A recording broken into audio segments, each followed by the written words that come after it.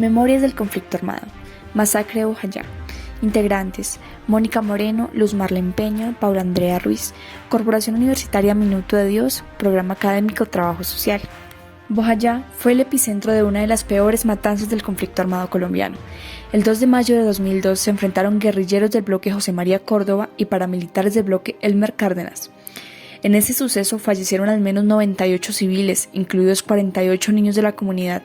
13 personas murieron en los hechos precedentes y posteriores al crimen cometido en la iglesia de Bellavista, y 6 personas que estuvieron expuestas a la explosión de la pipeta murieron de cáncer en el transcurso de los 8 años siguientes. Cuando un cilindro bomba lanzado por las FARC contra paramilitares impactó la iglesia donde la población se refugiaba de los combates. Los habitantes se resguardaron en 3 sitios: la Casa Cural, la Casa de las Misioneras Agustinas y la Iglesia de San Pablo de Apóstol, ya que estas eran las únicas edificaciones de un material concreto, que los podía proteger de las balas cruzadas, y pensaron que como era la casa de Dios, los grupos armados respetarían estos lugares. El enfrentamiento había empezado el 20 de abril y duró hasta el 7 de mayo. La comunidad se vio especialmente afectada porque la iglesia quedó destruida, y los sobrevivientes no tuvieron dónde realizar los ritos mortuorios que incluyen prácticas ancestrales. A raíz de la masacre se produjo el desplazamiento forzado de prácticamente toda la población. Según José Américo Asprilla Rivas, guerrillero que se entregó en los días siguientes a los hechos, dijo que las FARC sabían de la presencia de la población civil en la iglesia y aún así, alias Vicky, la comandante de los guerrilleros en Buenavista, ordenó el bombardeo con las pipetas de gas.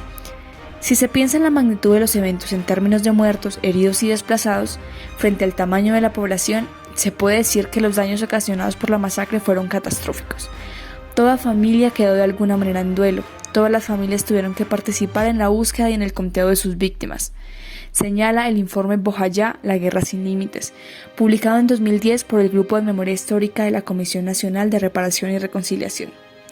El Centro Nacional de Memoria Histórica acompañó desde el 2017 las diligencias de identificación e individualización de las víctimas, todo esto a cargo de la Fiscalía General de la Nación y el Instituto de Medicina Legal. Estos fueron parte de los acuerdos de La Habana, luego de que la guerrilla de las FARC reconociera su responsabilidad en la masacre. Las víctimas han denunciado la negligencia del Estado por haber ignorado las alertas tempranas que la Defensoría del Pueblo y la Procuraduría habían hecho meses antes sobre el peligro en que se encontraba la población. Bojayá tenía una fuerte presencia guerrillera desde el año 1997. El bloque José María Córdoba de las FARC cambió su nombre en 2008 al de Iván Ríos, luego de la muerte de su jefe guerrillero.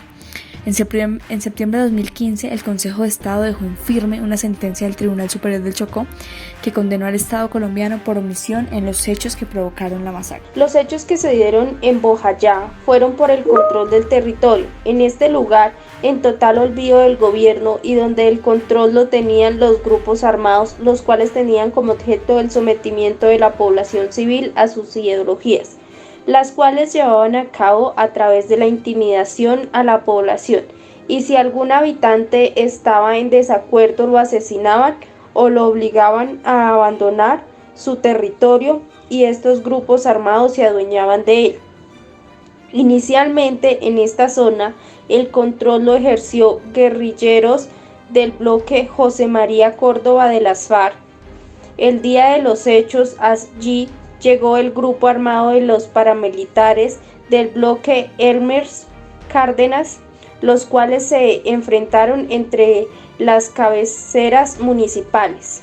Los paramilitares se escondieron detrás de la iglesia y hacia las 11 de la mañana las FARC lanzaron contra ellos una pipeta de gas llena de metralla que cayó dentro de la parroquia donde se refugiaban más de 300 personas de la población civil. El cilindro bomba rompió el techo de la iglesia, impactó contra el altar y estalló, produciendo una gran devastación donde el suelo y hasta en los muros quedó la evidencia de los cuerpos desmembrados de los habitantes de Bojayá que se habían refugiado allí. Después de esta masacre desmesurada, la mayoría de los habitantes de Bojayá, por el miedo a estos grupos armados, por el abandono total del Estado y por la evidente destrucción moral y material, decidieron abandonar su territorio para resguardar sus vidas.